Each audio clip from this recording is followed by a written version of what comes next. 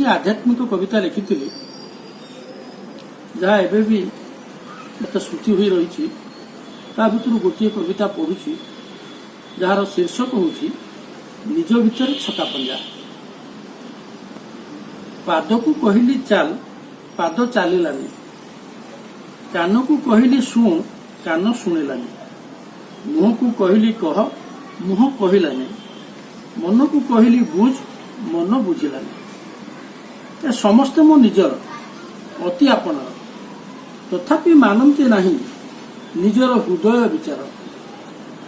ନିଜ ଭିତରେ ଛକା ପଞ୍ଜା, କିଏ ବଳବାନ? ଦେହାତୀତ ହେଲା ପରେ ହେବେ କି ନିର୍ବାଣ? ଯାହାର ନିର୍ବାଣ ହେବ ସିଏ ଅଶରୀରୀ। ଦେହଟି ବିଦେହ ହେଲେ ପଦ୍ମପତ୍ର ବାରି। ଆତ୍ମା କିଆ ପାଏ ଦଣ୍ଡ ଶରୀରର ପାପ ପାଇଁ। ଅଜର ଅମର ଆତ୍ମା ନିର୍ବାଣ ନ ହୋଇ ଘଟରୁ ଘଟକୁ ଛୁଟେ ପାପ ପୁଣ୍ୟ ବିଚାରରେ।